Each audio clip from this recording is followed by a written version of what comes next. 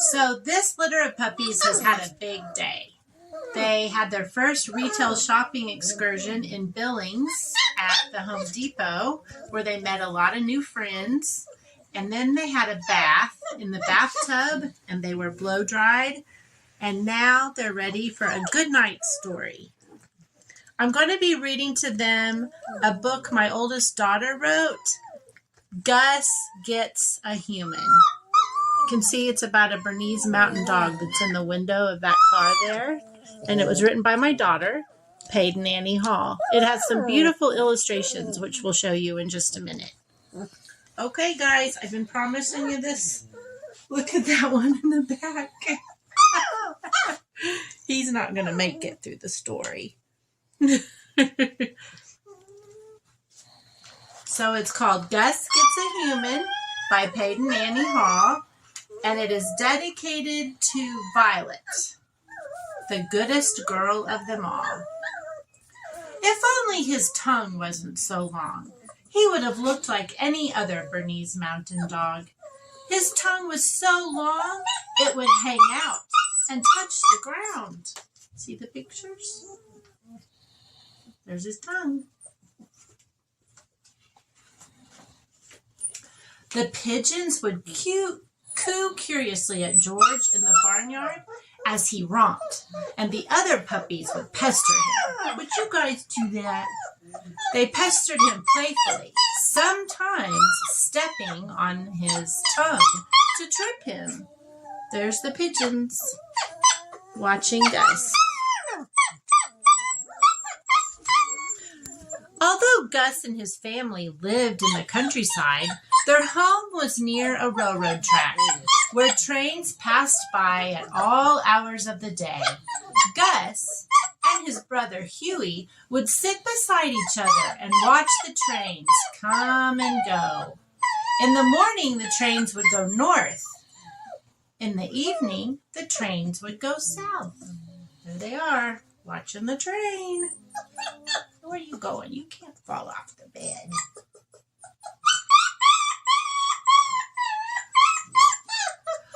Where do you think those trains go? Huey asked him. I don't know, Gus would say. I bet they just go to town. Town was a mysterious word that their mother and father used whenever they got in the car with their pet humans. The puppies didn't know what that meant exactly. They just knew it was someplace exciting. Their mother would often say they could go there when they were older. Our litter went to town today. Gus loved the idea of town. His parents made it sound so exciting. He dreamed of a big shaded tree to sleep under, cars with front seats for dogs to ride in, and maybe big patches of snow to roll in. Best of all, Gus dreamed of the people that he would meet in town. There he is, dreaming. Why don't you guys fall asleep and start dreaming?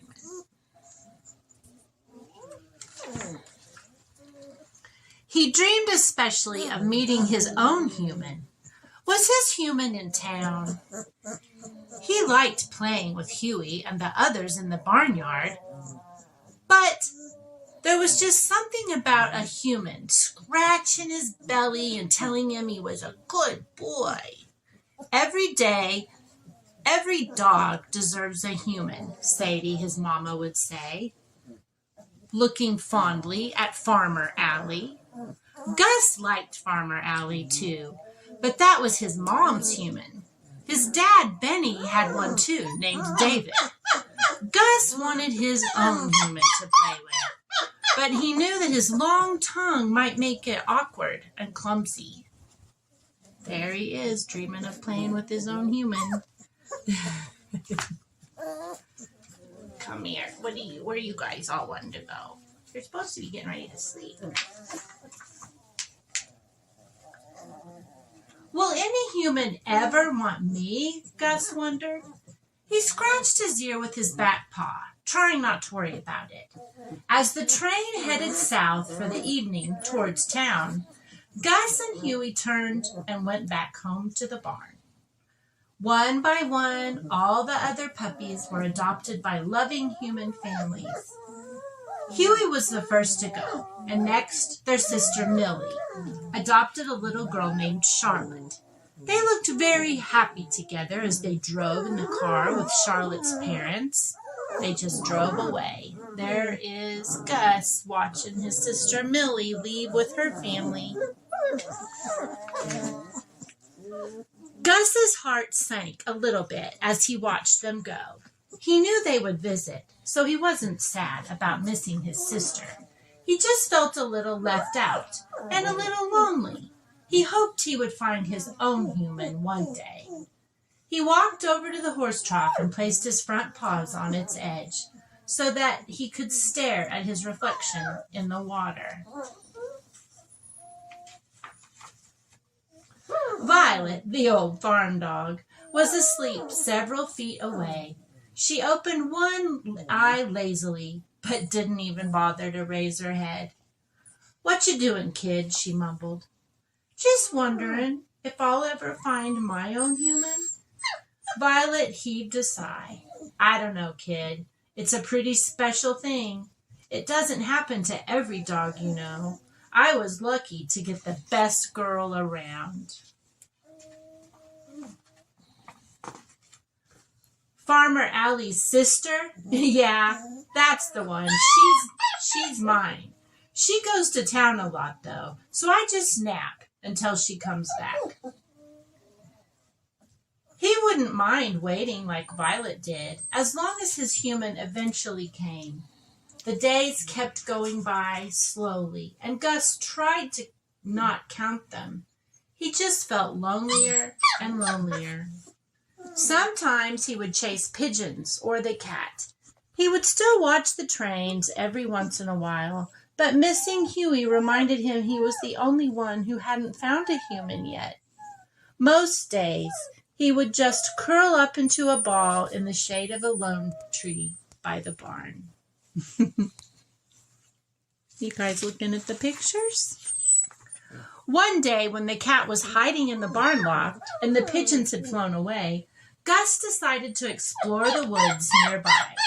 He started walking until he could no longer see the red barn when he looked over his shoulder. The shadows began to get longer, and Gus suddenly realized he was quite lost. We don't want you guys getting lost. With his excellent sense of smell, he began to sniff the air, trying to catch a whiff of home. Then he heard a whimper. When he turned around, he saw a small boy sitting on the grass, his face buried in his knees. "If only I hadn't left my mother," he was wailing. There's a picture of the little boy that Gus has found. Let's see what happens to Gus and that little boy. As soon as he got close, Gus touched the boy with his cold nose. The boy's head jerked up with the widened eyes, but he relaxed when he saw the puppy Gus. "Hi there, little guy. Are you lost too?" Gus could feel his tail wagging wildly. He even forgot about his cartoonish appearance with his long dangled tongue. "My name is Randy, and you are?" The boy read the puppy's name tag. "Gus." At the mention of his name, Gus barked excitedly, dancing in a circle, chasing his tail. Are you going to do that one day? Bark excitedly when you hear a name? Yeah. "Do you know where you are?" Randy asked, petting his ears. Gus stopped, sniffed the air, then wagged his tail, and he barked again. "Wait just a second, Gus. I've got to get up." Randy stood up with the help of a crutch that was right beside him, and Gus noticed that one of his legs was shorter than the other leg. There they are, walking with the help of Randy's crutches.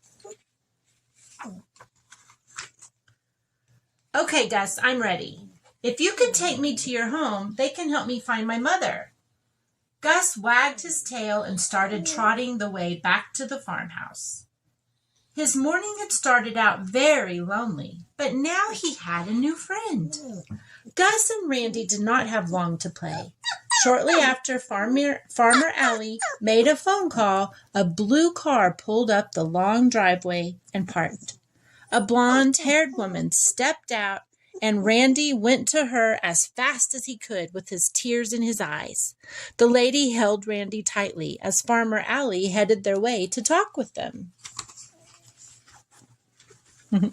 Think they're about all asleep. That's what goodnight stories are supposed to do. Left behind, Gus felt his heart sink again. He hadn't expected his new friend to depart so soon. He was happy for Randy, of course, but the thought of having another lonely day tomorrow made Gus sad. "Gus, come here," Randy shouted before getting in the car. Gus ran to the boy to say goodbye, but to Gus's surprise, he was picked up and petted by Randy's mother. Randy was grinning from ear to ear. "You're coming to town with us, little guy." Gus knew he had finally found his human, and he'd never be alone again. You guys all have humans. The end. Oh, we put all of them to sleep, it looks like, except this little fella.